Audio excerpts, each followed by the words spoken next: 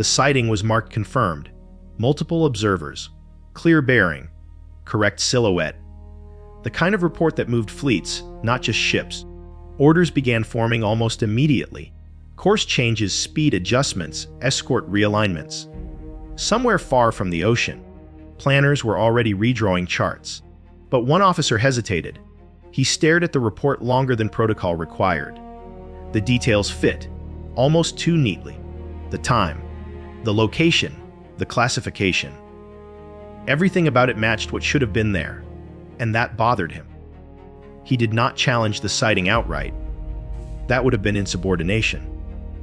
Instead, he asked a quieter question, one that rarely appeared in action reports. Why here? That question would stop a fleet from sailing straight into destruction. Not because the enemy was stronger, but because the enemy had wanted them to move. World War II naval warfare depended on information, but not all information was equal. By the mid-war years, fleets were guided by a flood of intelligence.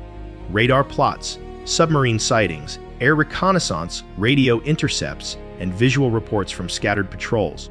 Commanders had to decide quickly which pieces to trust and which to ignore. Speed mattered. A delayed response could mean a convoy lost, a fleet caught out of position, an opportunity missed. As a result, navies developed systems to classify reports rapidly: possible, probable, confirmed. Once a sighting reached the highest category, it carried authority. But the system had a flaw. Confirmation often meant corroboration, not accuracy. Two observers seeing the same thing did not guarantee it was what they thought it was. Radar echoes lied. Atmospheric conditions distorted silhouettes. Submarines learned to exploit recognition habits. Aircraft misidentified friendly ships more often than anyone liked to admit. And yet, once a sighting was confirmed, doctrine encouraged action, not debate. Fleets moved to intercept. Escorts repositioned. Air cover was redirected. Sometimes entire task forces altered course based on a single piece of intelligence that looked solid. The enemy understood this. Deception did not require perfect falsehoods. It required believable ones, reports that fit expectation, timing, and doctrine so well that questioning them seemed unnecessary. That is where the danger lay. When intelligence confirmed what commanders already believed, it became invisible. It passed unchallenged through layers of command, quietly shaping decisions that could not be undone once ships were underway. In this case, the sighting aligned perfectly with enemy behavior patterns. It matched known routes. It explained recent silence elsewhere. It offered clarity in a chaotic battle space. Almost everyone accepted it. Almost. The officer who hesitated was not defiant. He did not accuse anyone of error. He did not dismiss the report. He simply noticed something that didn't fit and refused to ignore it. If he was wrong, nothing would change. If he was right, an entire fleet would avoid sailing into an ambush designed to destroy it piece by piece. History would never record the sighting that wasn't acted on, but it would remember the fleet that never vanished. The fleet that almost vanished was the U.S. Pacific Fleet's carrier force operating northeast of Midway Island.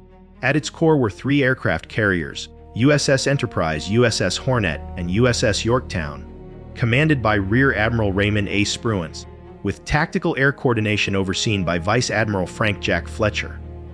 The date mattered. It was June 4, 1942, the opening day of what would become the Battle of Midway. Japanese forces were already striking the island. American carriers were operating under extreme pressure, attempting to locate and strike the Japanese carrier force before it could launch a second wave. The entire battle hinged on intelligence clarity. American codebreakers had identified Midway as the target. They knew Japanese carriers were somewhere to the northwest. What they did not know, yet, was their exact composition, spacing, or timing. Every report mattered. Every minute mattered more. At 07:08, a PBY Catalina reconnaissance aircraft transmitted a contact report. It described multiple enemy ships, including carriers and battleships, located southwest of Midway, on a bearing that seemed to place them directly between the U.S. carriers and the Japanese invasion force. The report was logged as confirmed. It aligned with expectations. Japanese doctrine favored layered formations. A surface or carrier element positioned there would explain gaps elsewhere. The report fit the mental map already forming in commanders' minds. On paper, it was actionable intelligence. But in the intelligence compartment aboard Enterprise, one officer paused. That officer was Edwin T. Layton, Fleet Intelligence Officer to Admiral Chester W. Nimitz and now advising Spruance. Layton had lived with Japanese operational patterns for months. He had studied their doctrine, their deception methods, their carrier formations. And something about the sighting unsettled him. Not because it was impossible, because it was too convenient. Layton did not dispute the report's existence. He questioned its logic. Japanese carriers were the decisive element of the operation. If they were southwest of Midway, between the American carriers and the invasion force, they would be exposed to attack from multiple directions. That placement contradicted Japanese emphasis on concentration and mutual air cover. More troubling was timing. If that force truly included carriers, then where were the aircraft already striking Midway coming from? Why had no earlier radar or visual contact supported such a disposition? And why would the Japanese reveal their main striking force so early? Before neutralizing the American carriers, Layton voiced his concern carefully. He did not say the sighting was false. He said it was misclassified. The ships observed, he suggested, were likely part of the invasion support force. Battleships, cruisers, transports, not the carrier striking group everyone was hunting. That distinction mattered enormously. If Spruance turned his carriers toward the reported sighting, he would be sailing away from the real threat. Worse, he would be placing his fleet in a position where Japanese carriers, still unlocated, could strike first. In effect, the U.S. carriers would be drawn off, isolated, and potentially destroyed in detail. That was the trap. Not a false report, but a misinterpreted one. Spruance listened.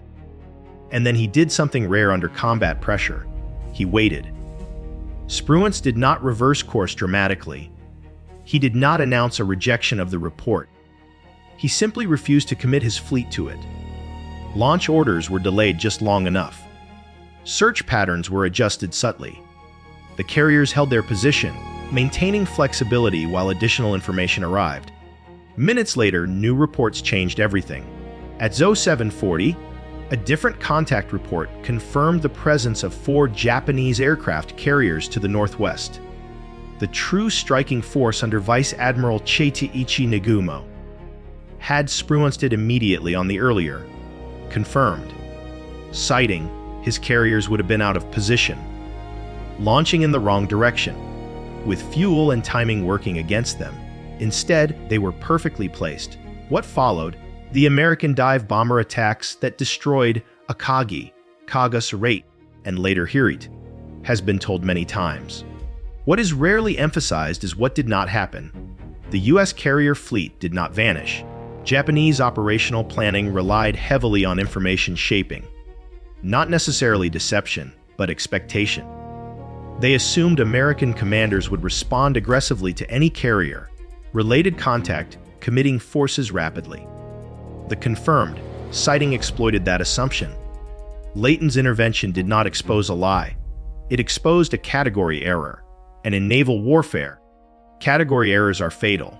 By questioning the classification, not the existence, of the sighting, Layton prevented Spruance from making the one move that would have placed the American carriers exactly where Japanese doctrine wanted them. This was not heroism. It was intellectual discipline under fire. To understand how close the U.S. carrier force came to disaster, it is necessary to reconstruct Japanese expectations on the morning of June 4, 1942.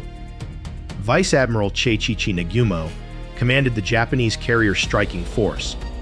4 fleet carriers arranged in a carefully balanced formation designed to maximize mutual air cover. Japanese doctrine emphasized decisive first strike. Once enemy carriers were located, they were to be destroyed before they could launch effectively. But doctrine also relied on predictable enemy behavior. Japanese planners assumed that any credible report of enemy carriers would trigger an immediate American response. U.S. commanders were believed to be aggressive, eager to engage, and inclined to commit their forces as soon as a carrier threat was identified. This assumption shaped Japanese expectations. If the Americans detected a carrier group southwest of Midway, even mistakenly, they were expected to turn toward it, launch aircraft, and expose themselves. Japanese carriers, still hidden to the northwest, would then detect the American launch, reverse course, and strike first. It was not a deception plan in the traditional sense. It was an assumption trap. The Japanese did not need to plant false reports. They relied on the belief that American commanders would react automatically to information that matched doctrinal expectations. That is why the confirmed sighting was so dangerous. It did not contradict intelligence. It did not require disbelief. It simply required immediate acceptance. Had Admiral Raymond Ace Spruance committed his carriers toward the reported contact, several consequences would have followed almost immediately. American strike aircraft would have launched toward the wrong target, fuel margins would have tightened dangerously, recovery cycles would have been disrupted, carrier decks would have been cluttered at the worst possible moment. Meanwhile, Nagumo's carriers, still undetected, would have retained initiative. The Japanese strike could have arrived first. Even a partial success, damaging one or two American carriers, might have altered the balance irreversibly. The U.S. Pacific Fleet had no reserves in the region. Losses at Midway could not have been replaced quickly. In that sense, the American fleet stood on the edge of a non-battle, a catastrophe that would have occurred without a dramatic exchange, simply through mispositioning. The fleet did not avoid destruction because it fought better. It avoided destruction because it did not move. Historians are often cautious with counterfactuals, but in this case, the margin is narrow enough to be instructive. Had Spruance accepted the sighting as decisive and ordered an immediate turn southwest, the American carriers would have committed themselves into a narrowing operational box between the invasion force and the unknown location of the Japanese carriers. The first American strikes would have found no carriers, only battleships and transports. Attacks would have been costly and inconclusive. Aircraft would have returned low on fuel, many ditching at sea. At that moment, Japanese reconnaissance, already active, would have located the American carriers, now predictable in their movement and timing. The Japanese strike, arriving while American decks were recovering aircraft, would have faced maximum vulnerability. This was precisely the window Japanese doctrine sought. That it did not open was not the result of superior planning, but of one refusal to treat confirmation as conclusion. The fleet did not vanish because the sighting was questioned long enough for reality to assert itself. After Midway, American naval leadership undertook a quiet reassessment, not of tactics but of intelligence discipline. The lesson was not that intelligence was unreliable. It was that classification carried momentum. Once a report reached, confirmed, status, it shaped decisions faster than analysis could catch up. The danger lay not in false reports, but in premature certainty. Training materials began emphasizing interpretive checks. Does this report align with enemy doctrine? Does it explain all observed activity? What does this report require the enemy to have already done? Intelligence officers were encouraged, not formally, but culturally, to ask questions before action locked options in place. This did not slow decision-making. It improved it. The Midway experience demonstrated that speed without interpretation was not agility. It was exposure. In modern naval operations, confirmation is no longer treated as closure. It is treated as a threshold for scrutiny, the habit of questioning classification, rather than the existence of intelligence traces directly back to moments like this one. Today, intelligence cells are trained to identify category errors, assumption traps, and reports that fit expectation too well. The officer who hesitated, Edwin T. Layton, did not save the fleet by discovering new information. He saved it by refusing to let old assumptions drive movement. That discipline has outlived the war.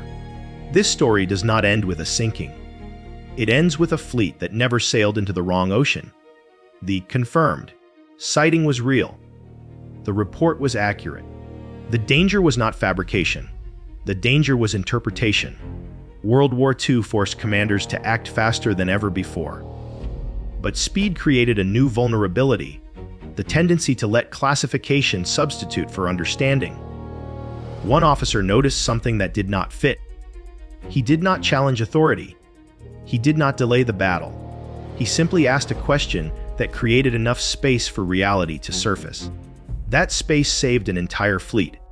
History often remembers Midway for the moment bombs fell on Japanese carriers.